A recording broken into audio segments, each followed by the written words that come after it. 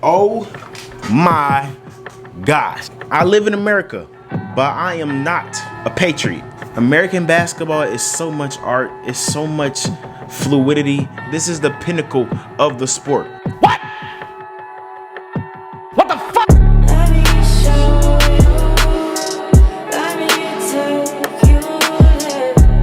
Everything you never were there. Let me show you. We have fallen to 0-2 in exhibition games. Now, what does that mean? Absolutely nothing. This doesn't have any implications of winning gold. Am I worried? Yes, I'm worried. But this doesn't mean nothing in the grand schemes of things. But we do have to fix some things on both sides of the ball. First of all, shout out to Nigeria. Y'all are proving everybody wrong. When people think of Nigeria, they don't really think of NBA basketball, even though Nigeria and most of Africa can hoop. Sorry that Stephen A. Smith kind of disrespected the country and the whole nation, saying names wrong, talking about this guy is who is this, we shouldn't be losing to these teams. Stop disrespecting the whole country, bro, just because you have some American bias to your name. Now, I know we have the best players in the whole Olympics. I know that. But we need to stop sleeping on these other teams. Now, back in 1992 with the Dream Team, we blew teams out by 50 points every game. It was easy to do that because it was only like 1 or 2 max players on each Olympic team. You know what I'm saying? The best player internationally was Tony Kukoc, and Michael Jordan and Scottie Pippen embarrassed him. It's about 5 players on each national team or is gonna play in the NBA. The game is growing at an international rate. That is great. Look at the last MVPs, Giannis, Jokic. Look at Kristaps, look at Luka. These guys are international players who are MVP candidates, besides Kristaps. I don't know why I said that. The skill gap is getting tighter and tighter. You know what I'm saying? So we shouldn't sleepwalk through these teams just because we have 15 All-Stars on our team. And if you look at the roster, yes, we should be obliterating teams just off the talent. What they don't have in talent, they have in chemistry. Most of these teams have been playing together for years in other leagues, and they want to beat us so bad. This will be the turning point of their country. Look at Nigeria. Look at how much press Nigeria is getting now. Look how much press Australia is getting now. Patty Mills might get a $100 million contract just for crossing KD like that yesterday. I think the first thing we should talk about is Fiba rules. Now, the Fiba rules and the NBA rules are different in terms of the NBA rules are predicated to the offensive player's favor. Ticky-tack fouls, you see a lot of 4-point plays, you see a lot of pump fakes into fouls, you see a lot of guys not hand checking, not moving their feet because they're scared of the foul. So you look at a lot of free throws and a lot of 3-pointers and a lot of scoring records being broken. That's what drives in the money for the USA. Scoring, offense. We don't really care about defense anymore. I care about defense, but most casual fans, most kids getting into the game of basketball, they want to see Steph Curry shoot from 35 feet more. They want to see Patrick Beverly guard somebody 92 feet. That's just how it is. This guy explained it well, saying the only reason that the NBA rules are like this is because we can break a lot of records. How many times have you seen guys break scoring records in the first quarter or in the first half or as a young rookie or triple doubles or most threes made in the game by a team or a player? A lot of that stuff is predicated to the rules. Now, I'm not saying these players aren't talented, which they are. It's just the rules inflate their stats a little bit. FIBA rules are more predicated to physicality and creating space. They're more equal to everybody. That's why you see some guys in the USA not getting the foul calls that they want.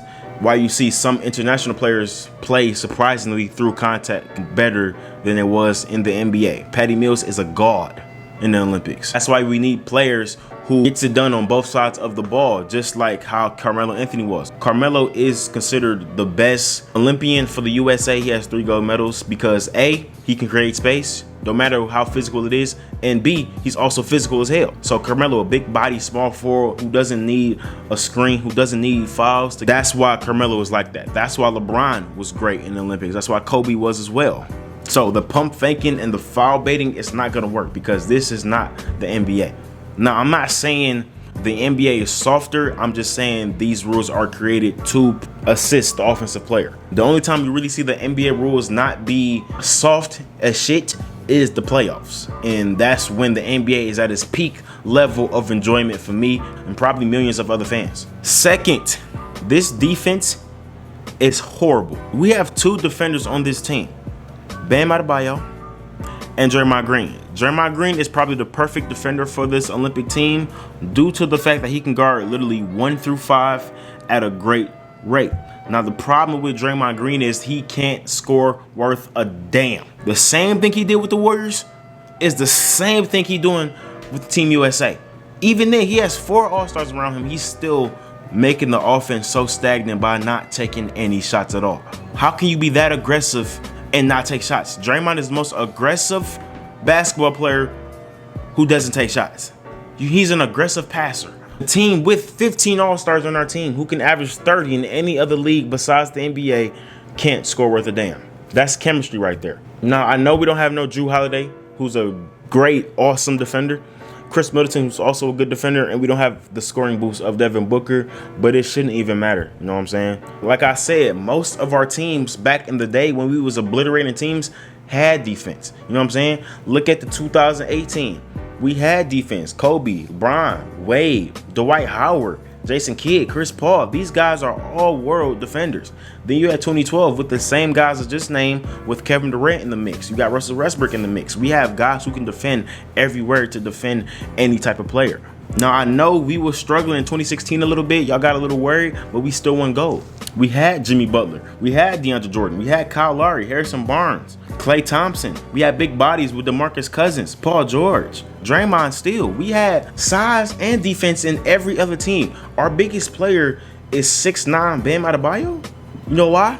Because every good center in the league is A, international, or B, not good enough. Joel Embiid, Nikola Jokic, Clint Capella. If we get any of those guys, our team benefits tremendously, but we don't have the size or the defenders to get it done. So I don't know who put this roster together. I don't know if it's some guys off NBA Twitter, but this roster does not go well. You have a backcourt of Dame and Bradley Beal. They're not playing defense. This is supposed to be vacation for them. That's the difference between us and other teams. They whole year is predicated around this time of the year, the Olympics. They don't care about injuries. They don't care about the money they can make in the offseason. NBA players do. We can go 50% and win gold medal, and I can go to 100% and make $30 million a year.